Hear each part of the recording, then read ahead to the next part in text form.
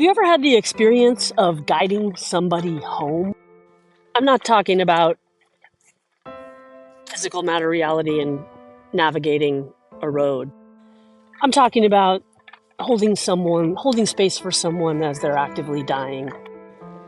As a nurse, I've clearly been present for multiple people dying, and I'm not talking about this in the professional capacity. I'm talking about this in the personal capacity for a loved one. Hi, my name is Heather. I'm a 20-year first responder turned holistic health nurse coach, and I'm here to support and inspire you to take better care of yourself. I'm also leading a campaign, Sabbaticals for First Responders. If you like this vibe, please follow for more. I just had the privilege and honor of supporting my younger brother through the experience of transitioning from his physical body to his returning to his energetic state as part of source consciousness, part of light and part of love. I'm not here to convince anyone that that is what happens for everyone, but I know this to be true for me, and he knew it to be true for him as well, so I'm comfortable sharing it. There was a time about 12 to 16 hours prior to my brother's last breath where I was alone with him. I kind of took the night shift with him and let my parents be with him during the day and got rest myself. So I was alone in the room with him, and he was awake and he was very calm, very comfortable. And I was just holding space and being present with him, not engaging in conversation. And I noticed that he was looking up to the back left of the room, and then he was tracking something and kind of moving his lips a little bit as if he was counting or talking or something, and to himself. I'm imagining all of you nurses or healthcare providers, first responders, have seen a patient who was hallucinating before. That's the nursing nurse definition of what was happening. Yeah, he was hallucinating. But my spiritual idea of what was happening, or knowing of what was happening, was that he was having a mystical experience. He was seeing entities or beings or light forces that were, I believe, there to guide him home. So you damn well better believe that I was not reorienting him and trying to get him back in his body in the present space and time reality. But I was very curious because I couldn't see him. So I asked him, "Hey buddy, what are you're seeing something back up there?" And he kind of looked in that same direction. And he's like, yeah, really quiet. But he kept looking. But then it was as if I gave him permission to talk outside of his head. And so I heard him going from left back to the top of the room to left right, counting 1, 2, 3, 4, 5, 6. And he repeated that multiple times, and each time came up with the same number. And I was like, wow, that's amazing. I was very curious. What do they look like? I mean, they're what color? They look like humans? Do they spirits, light, energy? What is it? He didn't give me he didn't give me anything, but I could tell, that again, he was calm, he was counting, and then it was as if he had a notebook in his left hand and his right hand, had a pen, and he was kind of looking up and taking notes and on these beings, I guess.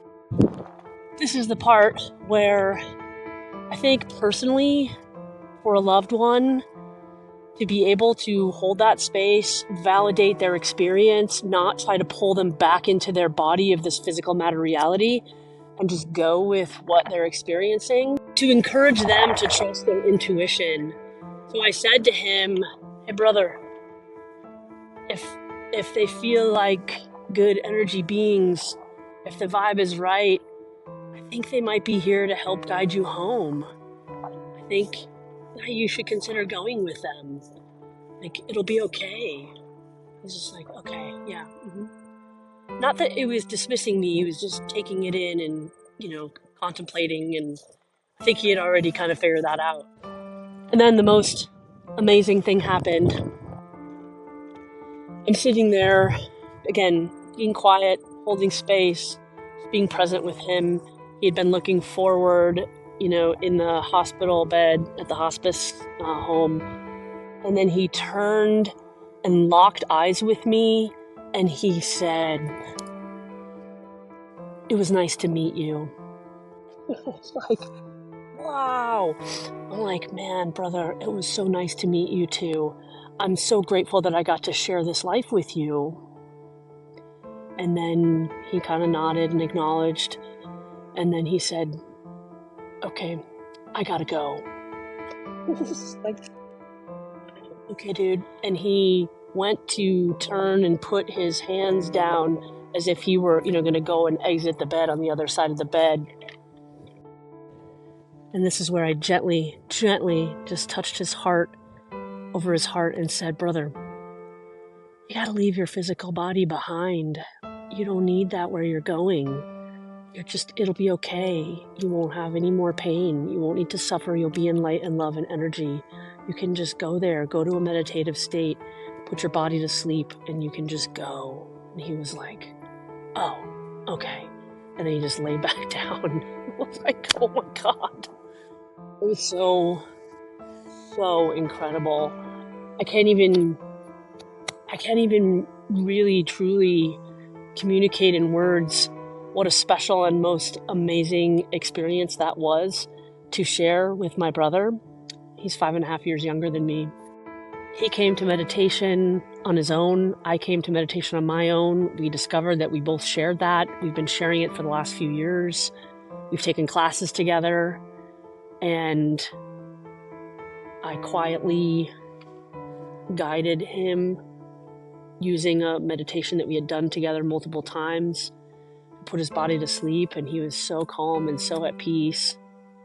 I would love to be able to have the story end there, where he peacefully floated away. He hung on for another 12 to 16 hours. I was up all night, and they went through every pain and sedation algorithm to give him as much comfort and ease as possible. But ultimately, the privilege of holding him in his last breath physically came to my mom and dad, which I'm glad they had, because I had already in meditation helped him spiritually take his last breath and be comfortable knowing that he will continue to exist as light and love, as he has before and as he will again, part of source consciousness. My hope in sharing this deeply personal story in this venue is that it might bring you some peace, some solace, some clarity, or maybe even some ideas of how to approach end of life when that time comes for you and a loved one. I think that for my brother, having done some of the work of learning how to meditate and understanding and being at peace with those expanded consciousness states, alleviated and lessened so much suffering. And it also allowed me to support him where he was at, what he believed, what he knew to be true. I wasn't pushing my beliefs onto him. We weren't structuring in some dogmatic religious way.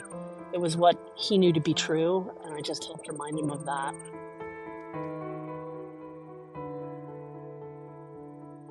Thanks for listening.